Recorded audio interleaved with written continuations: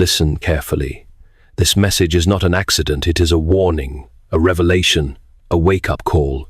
Something in your life has been shifting quietly, slowly, almost invisibly, and heaven is no longer willing to let you walk blind. You were led here because the truth has been pressing against the walls of your life, demanding to be seen. Not tomorrow, not someday, but now. There is someone in your family, someone you trusted, someone you never questioned, whose actions have been carrying a hidden weight. Your sister. And the moment that truth touches your spirit, you feel the tension inside you because you have sensed it for far too long. Every time her smile didn't reach her eyes, every time the atmosphere changed when she entered the room, every time your soul whispered, "Something is wrong." That was not your imagination. That was not paranoia. That was discernment trying to protect you. This message did not arrive to confuse you. This is not a coincidence. This is not chaos. This is a calling, a divine summoning, a spiritual alert meant specifically for you. For months, heaven has been trying to reach you through dreams, through moments of discomfort, through that strange heaviness you kept dismissing as ordinary stress. But the signs have grown louder, and now the message must be spoken plainly. Wake up, because what has been hidden is beginning to rise, and if you do not see it now, the wound will deepen, the damage will spread, and the pain will multiply. You are not here to fear, you are here to prepare. This is the moment you step into clarity, sharp, unavoidable, undeniable clarity. This is the moment your spirit rises and declares, "No more shadows." So take a breath, steady your focus, and listen closely, because what you are about to hear will reshape how you see everything around you. This is the beginning of revelation, and revelation always arrives for one reason: to warn, to awaken, to protect. Before we go any deeper into this divine revelation, pause for a moment. Don't rush past what heaven is doing right now. This is not just another message, it is a spiritual summons, and your response matters. Type AMN in the comments below as your declaration of agreement with heaven. It is not just a word, it is a covenant. When you write it, you are saying, "Lord, I see it. I received it. I'm ready for the truth you are revealing." That simple act becomes a doorway of faith, a sign that your spirit is awake and aligned with heaven's purpose. You are not typing out of routine, you are responding to a divine call, sealing what God has started in your heart tonight. And if this message has stirred something within you, if your spirit recognizes the sound of truth, make sure you subscribe to this channel and turn on notifications. There is more that heaven is preparing to reveal, and you were never meant to miss it. Stay connected, stay discerning, and keep your heart open. Heaven is still speaking. The next word may be the one that changes everything. You need to understand this truth before anything else. The uneasiness that has been haunting you was never random, never the result of tired nerves or restless imagination. It was your spirit's early warning, a signal pulsing quietly in the background, trying to draw your attention to what your mind refused to admit. For months, your soul has been whispering that something is off.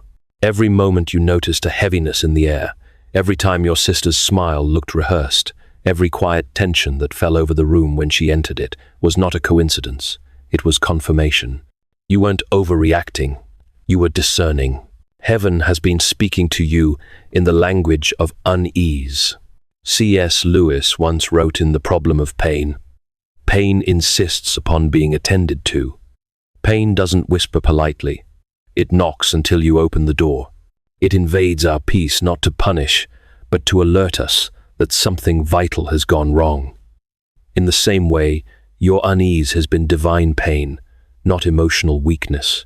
You tried to dismiss it, to bury it under kindness and distraction. You told yourself she was just stressed, just tired, just distant. But truth does not fade because you ignore it. Truth waits. It lingers until you are ready to see. There was a moment 6 months ago when a small decision shifted the balance of light and shadow around her. It started quietly, wrapped in secrecy, born out of a wound she never healed. What she chose did not make her evil, it made her vulnerable. And that vulnerability opened a spiritual door. Since then, the ripple has been touching your peace, your sleep, your energy. You have felt its vibration because your spirit is awake. That is why you were the first to notice the change. Others see her actions, You feel her atmosphere. Others hear her words. You read her silence. Others sense nothing at all, but you sense everything, because heaven trained your spirit to detect what human logic cannot. Every sigh you released, every strange dream, every tightening in your chest was data from the unseen world, evidence that the invisible had entered your visible space. And now the purpose of that discomfort is clear. It was never meant to break you. It was meant to prepare you. The unease was not punishment but prophecy. The restlessness in your heart was heaven's way of saying, "Wake up, chosen one. You are not imagining the storm. You are standing at the edge of revelation." 6 months ago, a moment passed that seemed ordinary to everyone else but not to heaven. It was small, quiet, and easily dismissed. But in that instant, a decision was made, one that would shift the balance of light within your family. It didn't begin with rebellion. It began with exhaustion. She was tired, wounded, and desperate to feel in control of something. The world had been unkind to her heart for too long, and instead of reaching upward for healing, she reached sideways for relief. That is how every fracture begins, not with a dramatic fall, but with a whisper of compromise that no one notices until the structure starts to shake. She did not set out to walk into darkness. She simply took one unguarded step into it, and that was enough. A promise was bent, a boundary ignored, a secret accepted under the illusion of protection. In her heart, it felt harmless. In the unseen realm, it opened a door. And when that door opened, what came through it didn't attack her immediately. It lingered, it observed, it waited for a moment of deeper weakness. Slowly, almost kindly, it began to reshape her, to distort her judgment, to whisper lies that sounded like comfort. "You deserve this. No one will know. You're just trying to survive." That's how darkness works. It doesn't shout, it seduces. It tells the wounded that they're healing while quietly deepening the wound. What began as a coping mechanism became a spiritual infection. The longer she hid it, the stronger it grew. And because you are connected by blood, spirit, and shared space, its residue began to reach you. You started feeling drained for no reason. Conversations turned tense without explanation. The peace in your home felt thinner, fragile, like glass ready to crack. Those were not coincidences. Those were consequences. But before you let anger rise, understand this. She is not evil. She is lost. She built her silence out of fear, not hatred. Fear of judgment, fear of exposure, fear of disappointing the very people who love her most. The choice she made was born out of pain, and pain distorts truth. What she needed was light, but she settled for secrecy, and now heaven is intervening, not to punish her, but to rescue both of you. This revelation is not an accusation, it is an invitation to see clearly what confusion has blurred, an invitation to break the pattern before it deepens. Because when one heart in a family turns away from light, the others must turn toward it with twice the strength. This is that moment. The fracture can still be healed, but only if you face it without fear. Among everyone in your family, only one heart was sensitive enough to feel the tremor before the quake. Only one spirit was awake enough to sense what was coming. That heart was yours. You were not chosen because you are the loudest, the strongest, or the most righteous. You were chosen because you see what others ignore, because you listen when others dismiss, because you feel when others numb themselves. Heaven knew that when the truth reached you, you would not run from it. You would hold it, face it, and allow it to reshape you. That is why the message came to you first. You have always been the quiet observer, the one who notices the small things, the subtle shifts, the details that others overlook. You are the kind of person who can sense when words are hiding something, when a tone doesn't match a smile, when peace in a room has quietly left. That is not a weakness, that is spiritual sight. And though it has often made your life heavier because awareness always carries weight, it is also what makes you heaven's messenger in this moment. There's a reason your dreams have been vivid lately. There's a reason conversations around you seem charged, strange, or eerily timed. The universe is orchestrating connection points, trying to confirm what your spirit already knows. What you thought was anxiety has been discernment. What you thought was overthinking has been preparation. Every sleepless night, every deep sigh, every moment you looked up and said, "Something feels off," was heaven whispering, "You're right. You're the one who can handle this." Don't mistake this selection for favoritism, it's responsibility. When heaven gives revelation, it also gives an assignment. You were never meant to gossip about the truth. You were meant to guard it, interpret it, and act with wisdom. Others in your family may not understand your sensitivity. They may call it paranoia or drama, but heaven calls it training. You were trained through heartbreak, through misunderstanding, through seasons when your kindness was mistaken for weakness. Every lesson, every loss, every quiet tear refined you into someone who could hear truth without collapsing under it. You were chosen because you are steady enough to carry revelation without letting it turn into resentment. The strongest spirit always receives the hardest truth, and that truth has now landed in your hands. This is not punishment, it is preparation. Heaven is trusting you to become the bridge, the one who will bring understanding instead of chaos, peace instead of accusation, restoration instead of ruin. So do not shrink from this. Do not question why it had to be you. It had to be you because you can see both light and shadow without losing yourself to either. That is discernment. That is maturity. That is grace under fire. You are not a spectator in this story. You are the keeper of balance. And from this point forward, your awareness is no longer a burden. It is your divine authority. There is a rhythm to divine revelation, a pattern heaven follows when it wants to make sure you pay attention. Nothing arrives all at once. It unfolds in layers, each one closer than the last. What is about to happen will not come with thunder or lightning, but with quiet precision. The next 7 days are not ordinary, they are marked. And heaven, in its mercy, is giving you a countdown. The first sign will come within 3 days. It may appear small, almost forgettable, a misplaced object, an unexpected message, a sentence spoken carelessly by someone who does not understand why it stings. You might brush it off at first, but something inside you will pause. The air will feel heavier. The timing will feel deliberate. That is your first confirmation. It will be heaven's way of whispering, "You are not imagining this." Nah. The second sign will come within 48 hours after that. It will involve information, something revealed by accident, yet designed by providence. Maybe a call, maybe a photograph, maybe an open tab on a device you weren't meant to see. Do not search for it. It will find you. When it does, breathe. Do not react in fear or anger. The temptation will be strong, but remember, truth never asks you to rush. Truth stands still and waits for you to recognize it. This sign will not destroy your peace unless you let panic interpret what only discernment can decode. And then, the third sign, the completion will arrive by the 7th day. The atmosphere around you will shift.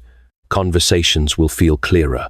A weight will lift, not because the situation has vanished, but because understanding will have replaced confusion.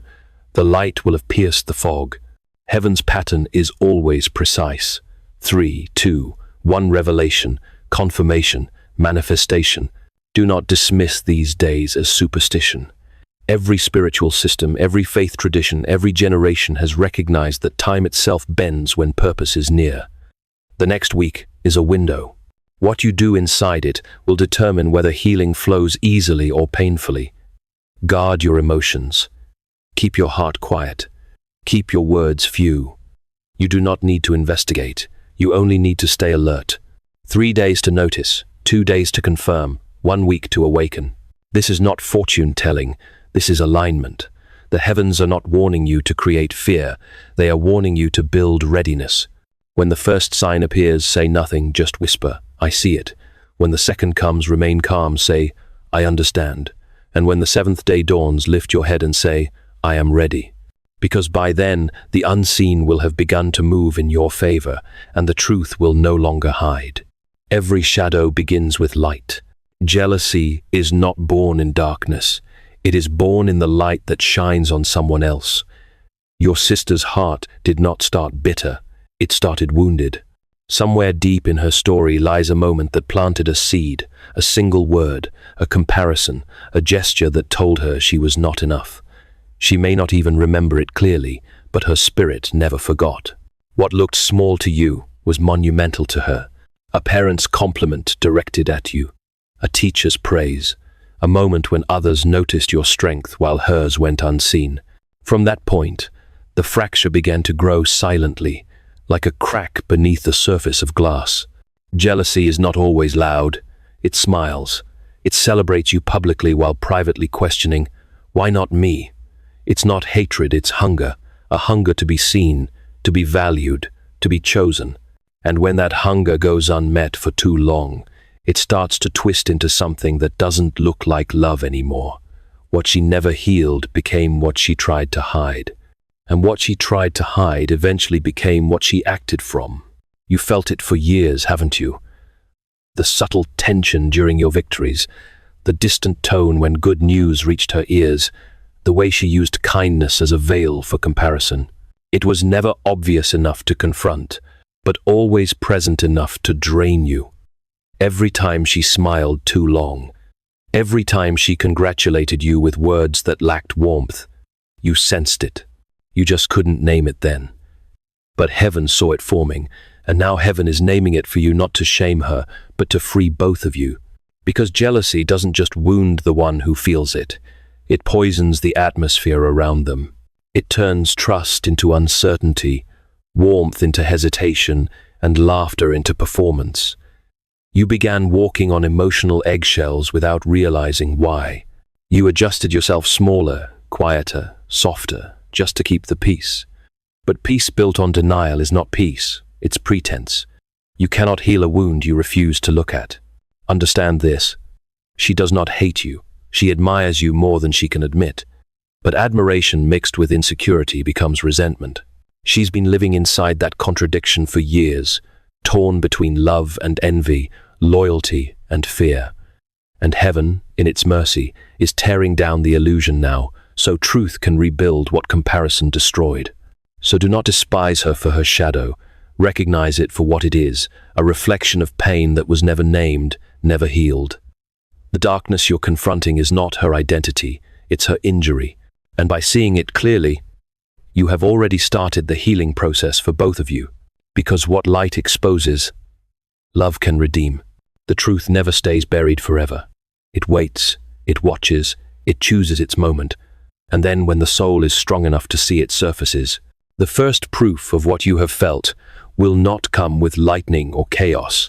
It will arrive quietly, disguised as something ordinary, almost forgettable. Yet when it happens, your spirit will recognize it instantly. You will feel a pull in your chest, a stillness in the air, a sudden awareness that says, this is it. Maybe it will be a message sent by mistake, a photo left open, a conversation half heard, or an item you were never meant to find. It could be something as simple as a document, a receipt, or a name that appears at the wrong time in the wrong place. To anyone else, it would mean nothing, but to you, it will mean everything. Because the sign is not about what you see, it's about what it confirms. Heaven will not show you what you cannot handle. It will reveal only enough to awaken you. When it happens, your first instinct might be to react, to demand answers, to confront her, to ask why she would do this, why she would hide it, why she would drag her pain into your peace. But remember this truth. Not every revelation requires a reaction. Sometimes the greatest victory is restraint. When the proof comes, your silence will be your weapon. Not the silence of weakness, but the silence of wisdom. You are not being called to expose her.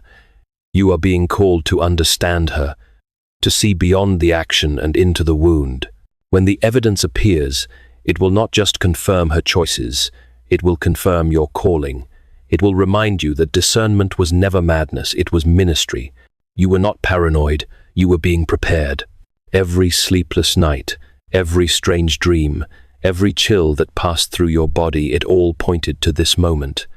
Do not let shock overtake you. The proof is not meant to break your heart, it is meant to open your eyes.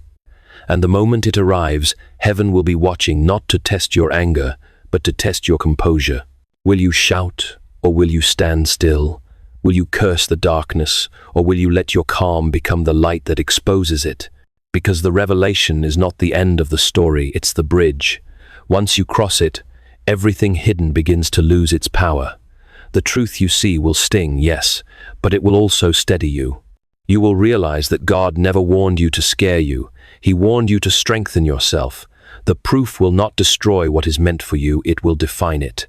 And when that moment comes, you will know beyond doubt, the season of blindness is over. The moment of confrontation will come, not because you seek it, but because truth demands it. You will not need to chase it. It will find you. Perhaps it will begin with a simple question, a sudden conversation, or an unexpected meeting that feels almost staged by fate. The air will grow still, your heartbeat will quicken, and deep inside your spirit will whisper, "This is it." That is the threshold between silence and revelation. When you step across it, remember, confrontation is not destruction. It is the meeting of truth and mercy in the same breath. You have been called not to attack, but to awaken. Not to win an argument, but to release the grip of deception that has suffocated peace in your home for far too long. When you speak, your words must carry both gravity and grace. Do not raise your voice, raise your spirit. You do not need volume to carry authority. Heaven will lend power to your calm. Your silence before will have built the foundation for this moment. Your composure will do more than shouting ever could. The goal is not to prove her wrong, but to prove that love can survive truth. Remember this, anger burns bridges, but clarity builds them. The truth spoken in fury destroys, but the truth spoken in love delivers. This confrontation will test not your knowledge, but your posture. If she denies it, stay steady. If she cries, stay kind. If she lashes out, let stillness guard your heart. The loudest part of you must be your peace. Do not let ego drive this conversation. You are not there to punish, you are there to reflect. When you stand before her, understand that your calm will reveal more than your accusation ever could. Look at her, not with eyes of judgment, but with the gaze of someone who finally understands. Beneath her words you will see fear, beneath her defenses pain, beneath her mistakes, the same longing for love that lives in you. This is not the time to shout, "Why did you do this?" but to quietly ask, "What were you afraid of?" That single question, asked with gentleness, can pierce walls that sermons cannot. And when the conversation ends, whether with tears, silence, or denial, walk away without bitterness. You are not responsible for her response, only for your obedience to truth. Let her process what heaven has revealed. Seeds of realization take time to bloom. Trust that your restraint will echo louder than confrontation. What you carry is sacred. You are the vessel of revelation, not the judge of consequence. So hold your peace, hold your light, and remember, healing does not come through force, it comes through presence. When your calm enters the room, heaven enters with you. That is how you confront without breaking what you were born to heal. Healing rarely begins with miracles, it begins with memories. Sometimes heaven doesn't send thunder to wake a soul, it sends a whisper, wrapped inside something familiar. In the days following your confrontation, something small will find its way back to you. It may be an old photo, a necklace, a note, a childhood trinket, something that belonged to both of you once, something that carries more emotion than value. It will not arrive with fanfare. It might fall out of a drawer, appear in a box you haven't touched for years, or be placed in your hands by accident. To anyone else it would mean nothing, but to you it will speak. That is how heaven works. It hides revelation inside the ordinary. When you see it, your chest will tighten, not from fear but from remembrance. You will feel a soft ache, a blend of nostalgia and grief, as if time itself pauses to remind you of who you both were before the distance, before the comparison, before the silence. That object will carry the sound of laughter you forgot, the echo of innocence you both lost. It will remind you that before pain divided you, love defined you. That is what makes this moment sacred. Heaven will not only reveal truth, it will also return the symbol of reconciliation. What she hid was not thrown away, it was kept. Even when bitterness took root, a part of her could not destroy what once represented your bond. That hidden tenderness is proof that redemption is still possible. Do not dismiss this as a coincidence. Objects hold energy, and memory is their language. The universe often uses what our hands once touched to remind our hearts of what we once felt. When you hold it, you will feel something. Stir inside a mix of sorrow and peace. Let the tears fall if they must. Do not rush to analyze it. Just breathe and let that memory do its quiet work. Because what you will feel in that moment is not weakness, it is release. It is your soul, exhaling after years of holding its breath. If she returns it to you herself, do not question her motive. It may be conscious, or it may be heaven moving through her without her even knowing. Take it gently, thank her softly, and let silence do the rest. Sometimes forgiveness does not begin with words, but with gestures too delicate for language. That small object will stand as a bridge, a quiet proof that what love once built, pain could never fully destroy. Keep it close, not as a token of the past, but as a sign of what's being restored. It will remind you that healing is not always loud. Sometimes it is hidden inside the ordinary, waiting for the right moment to return. When it does, it carries with it the voice of heaven whispering, "See, even what was lost still remembers you." That is how reconciliation begins, not with declarations, but with remembrance. In every story of revelation, there comes a pause, a space between knowing and becoming. The days ahead will not pass like ordinary days. They will hum with a quiet, unseen electricity. Heaven has already begun aligning the next chapter, and its rhythm will unfold across 3 sacred nights.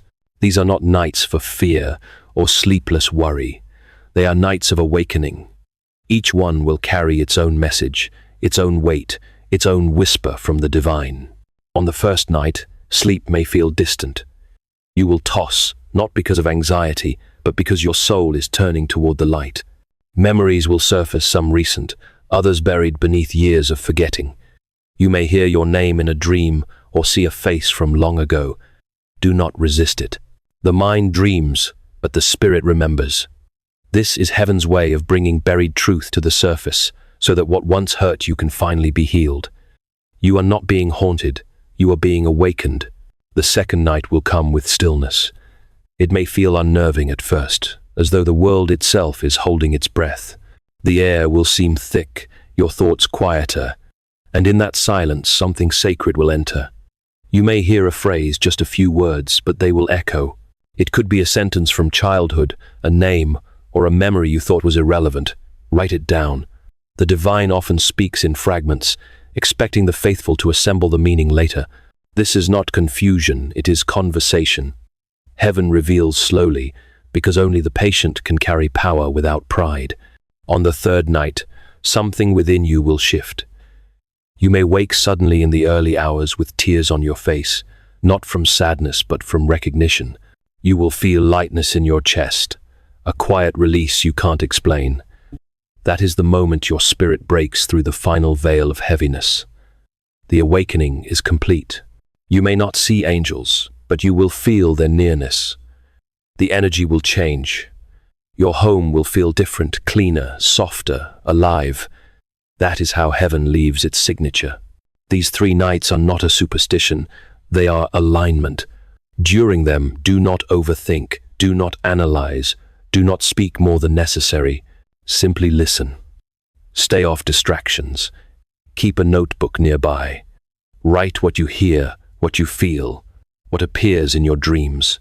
Those fragments are sacred keys that will unlock what has been hidden for too long. And when the third morning arrives, stand by your window, breathe deeply, and know this truth. Something in the unseen world has shifted forever. The awakening is not just happening around you, it is happening within you.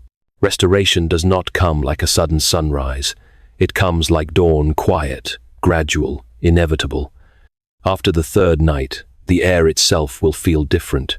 The heaviness that once lived in the corners of your home will begin to lift, almost imperceptibly at first, like dust leaving sunlight. That weight you carried in your chest will ease, not because the world has changed, but because you have. Revelation transforms atmosphere. And when truth enters a space, darkness loses its grip. You may notice small things first, the way you breathe more freely, how your thoughts feel less clouded, how your prayers no longer sound desperate but certain. That is the evidence of restoration. It is subtle, yet undeniable. You'll begin to see that what once felt like punishment was preparation, that what once looked like loss was protection. Heaven never exposes to destroy, it exposes to rebuild. Every layer of pain that was peeled away now makes room for something new to grow. Do not expect the restoration to be loud. It rarely announces itself. It begins in silence inside your heart, in the way you forgive without being asked, in the way you release anger without needing an apology. That's how heaven restores, by changing you before it changes the world around you. And as you soften, everything connected to you begins to shift. Peace returns where tension once ruled. Understanding replaces suspicion. Even your sister, though she may not fully grasp it yet, will begin to feel the ripple of grace moving through her life. This is the divine order of healing. First revelation, then confrontation, then release, and finally renewal. You have walked through each phase with faith, even when trembling. Now heaven honors that obedience. The doors that were once shut will begin to open, not because you forced them, but because you aligned yourself with truth. Opportunities long delayed will resurface. Relationships once strained will breathe again. Finances, energy, creativity, all will begin to flow back to you, because what was blocking them, the deception, the heaviness, the resentment, has been removed. Restoration is not a gift you earn. It is the natural consequence of returning to light. You have done your part. You listened when others ignored. You stayed when it was easier to run. You faced what others would have buried. And because of that, heaven now declares, the delay is over. What was withheld is being released. What was broken is being rebuilt. What was dimmed is being reignited. This is not the end of your story, it is the renewal of your beginning. The light has returned, and this time, it will not fade. There comes a point in every divine story when revelation gives way to realization. That point is now. You have walked through exposure, confrontation, and healing. You have endured the breaking so you could bring the rebuilding. You were never chosen to witness pain. You were chosen to end its pattern. You were placed within your family line not to repeat what was broken, but to restore what was lost. This is your sacred assignment, to break the cycle. Generations before you carried burdens they never had the words to name. They endured silence, shame, resentment, secrets, believing survival was strength. But survival without healing only delays the wound. You, however, were born for a different reason. You are not a continuation of the old story. You are the correction of it. Every sleepless night, every unanswered question, every moment of inexplicable heaviness was part of the training. Heaven was teaching you endurance so that when the time came, you could stand in the fire and not be consumed. Do not mistake your gentleness for weakness. It takes greater courage to forgive than to fight, greater power to stand still than to strike. You have learned the strength of restraint, the wisdom of silence, and the authority of peace. Those are not passive virtues, they are weapons of the spirit. Through you, heaven has shifted something that generations could not. The jealousy that lingered, the silence that poisoned, the confusion that repeated from parent to child, it stops with you. The proof of your transformation will not be found in dramatic gestures, but in quiet fruit. You will notice it in your tone, your choices, your calm. Where others once reacted in fear, you will respond with clarity. Where others once built walls, you will open doors. Your children, your loved ones, those who come after you, they will live in the peace you fought for without knowing the battle you endured to earn it. That is legacy. That is redemption. Heaven calls you by new names now. Restorer, peacemaker, bloodline healer. You have faced truth without turning away, and because of that, you have rewritten your family's spiritual story. The angels rejoice, not because you survived, but because you transformed. This is not about your sister alone anymore. It never was. She was the mirror through which heaven showed you the strength of your own light. The confrontation was never against her, it was against the cycle itself. And you have won. So stand tall. Do not hide your radiance. You have earned this stillness.